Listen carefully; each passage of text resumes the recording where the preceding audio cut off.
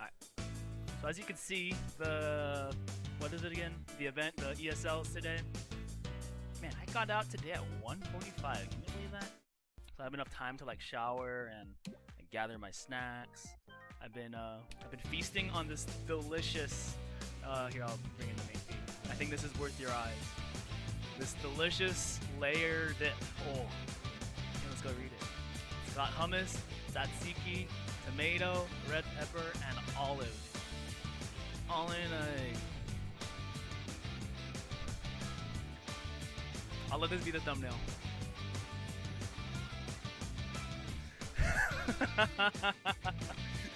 Hummus, tzatziki, in the same dip. Give me one of those. No, because I got these jalapeno rounds, and before I was just like, why do my streams always become food? Okay, at least the BBTAG one too. I have viewers in here, apparently. But these jalapeno little circle thingies, this bag's got a ton of them, and then it comes with 2 bags. So I'm just like, all right. Nothing crazy when they're on their own, but when you add a dip, they're just like, I hope I have unlimited dips. I might have to start buying 2 dips, cause I'm already halfway through the first half. I mean, there's another one of these in the package, for like $8. Well, if you just tuned in, I'm just talking about dips. Yep. Well, I'm so excited for this week. Well, yeah, pretty much. So basically, every time Nvidia hit like upper 260s, it would fall back down.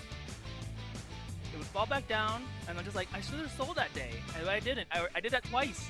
I didn't do it yesterday, and I didn't do it last week, and I could have done it today. So that was 3 times I could have made almost $3,000. But I was just like, I'm gonna just hold this shit until the earnings. I guess the good news is the share price might actually shoot past 268. The bad news is I held the thing when I could have sold it, bought it back again at 5K, and sold it again every time it shot up to 1,200 to 1,400. So literally, when I'm talking about the dip, I should have bought the dip. I mean that in both senses. Sure. It's a phrase they say in like stocks and stuff. Don't be afraid of buying the dip. Don't be afraid to buy the dip. And I wasn't really following that strategy. If there's anything you learned today, it's don't be afraid to buy the dip. And the other phrase is buy the rumor, sell the news. It's not financial advice, by the way. Basically, what that means is it could really be anything. It could be either a news catalyst, or it can even just be their earnings, or both, because they're kind of connected. But basically, what that means is I should have been buying when it was low, and then selling based on all this hype that their earnings is happening. And I kind of got in about a month ago, and so far it's been good. I think it's probably one of the best stocks I've played, and I might continue to play it. But yeah, I work at Costco, so when it comes to dip, I can buy more. I can always buy more crisps too. Yeah, but spinach and artichoke is pretty good. I think I'll probably switch off unless they have like other dips. Actually, you know what? There's another dip that what is it that I have? I subscribe to a thing called, what is it? They're like Lupini beans. Think like edamames, but a little tougher in texture, not green, and what are they called? They're called brahmi beans. That's what they're called. Really good in protein. And I pretty much been snacking on them ever since I got them from like my sister used to work for Nestle, so she would let me get into she would always get herself into the Natural Food Expo. And then so one year, I was actually dating a girl who worked for a foods company, and so I was able to get in through her. I was just like, all right, cool. And then so I was just loading up on snacks the entirety of that convention. It's called the Natural Food Expo. They have it in Anaheim, near Disneyland. But anyways, visited their booth, really liked their stuff, and I was just like, while I pretend to be a Costco executive or something. And they were just like, yo, they like made me feel so important.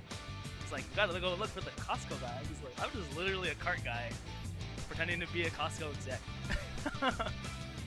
But no, I liked it because it was a snack, and I was like, I like snacks and I like protein, so I was like, this kind of meets both ways, and on top of that, it's organic, so it's actually really healthy. It's like probably one of the moments in my life where, like, I'm usually not one to feel like I don't want to be in control of many situations like that. I guess where I'm supposed to be like superior, you know. So like this is like it was like one moment in my life where I know that, man, everyone's just looking at me like I'm some important guy, and I have to play that role so I can get more food. I missed that expo. I don't know if they still have it, but even if you're just an attendee, you could just get a bunch of snacks, and then like you could just like, it's like basically trick or treating, but for organic food. Or if you, I mean, it was also pre-pandemic, but at the time they were giving out free samples of like the food they were demoing, because the objective for the whole convention is to get themselves out to like wholesalers. I literally did it for the snacks, because my sister would come back with snacks that she just didn't want to eat. Drinks, actual snacks, some protein bars, some protein powders, all sorts of stuff. But I don't think she works for Nestle anymore. She has two kids now. But I'm pretty sure I could get my way in because I work for Costco. I'm like, yeah, man, I'm just here for the demos. You want to be at Costco? You want to be at our 447? Talk to me. That's what I had to do that entire convention. It was fun though. Alright, my teams feel pretty warmed up. Isn't it fun talking about